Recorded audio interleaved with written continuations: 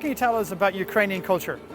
Some of the things I really like about Ukraine, yes, it's part of the old Soviet Union, but what you can see actually in terms of cuisine, they still really celebrate the old Soviet dishes. So when we were there, we tried the Uzbek plov, is delicious. My favorite is sala. It's this cured pig fat. It doesn't sound too appetizing, but I promise you, if it's done really well, it's really tasty. Great, Donal. Uzbek, plov and sala on my to-do list. Thank you very much. So Dasha, tell us about, you've married Donal, who's an Irishman, you're from the Ukraine. How did you find that, the different cultural differences? Tell us more about how you found that experience.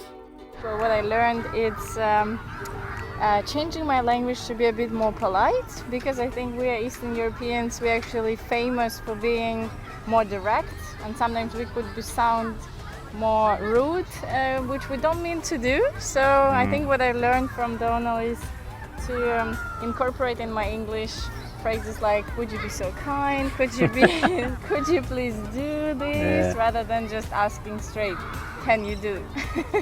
And on the flip side then, I've learned to be a bit more direct, We tend to be really indirect and afraid to really say what we mean. I know that really wrecks your head.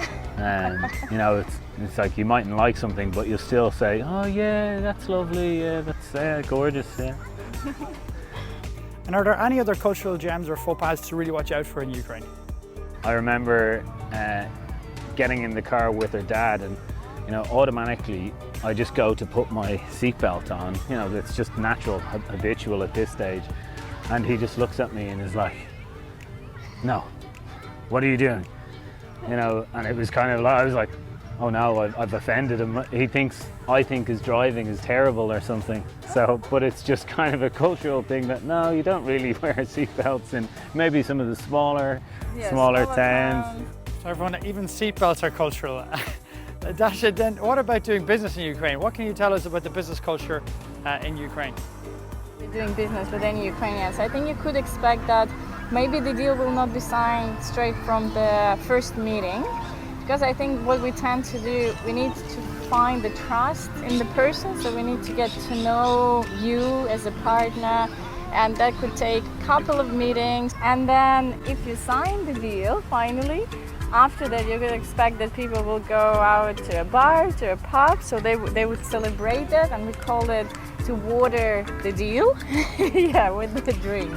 So not dissimilar to Ireland, I would say, in that fashion. It's important to be open-minded and respecting a different culture, even that if you don't know details or you don't understand, just be curious and maybe ask people questions, ask them to share about their culture, so you can actually understand what's driving them, and of course being not non-judgmental in that way, and just open-minded. And it's a great way to connect with somebody. I find, if you want to learn more about them culturally, you'll get to know them and know the different nuances and kind of what makes them tick, and it makes it easier, I suppose, when you're working with someone. Dasha, I'll never forget your wedding to Donal and how you brought in a mixture of Irish and Ukrainian traditions.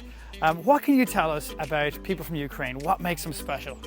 So what makes Ukrainian special for me, I think that in the world we are famous for our hospitality. And if you will come and visit any Ukrainian family in the apartment, in the house, you will be welcomed. There would be always a food involved, drinks, coffee, tea, and you will just feel like you arrived home. And have you got any hidden gems of the Ukraine? Hidden gems of Ukraine. So I might not be very shy and invite you to visit Berdansk, which is my hometown. It's on the southeast of the country, and what we're actually famous for our beach. We have lots of beach resorts and no sharks, not like here behind us. Yeah.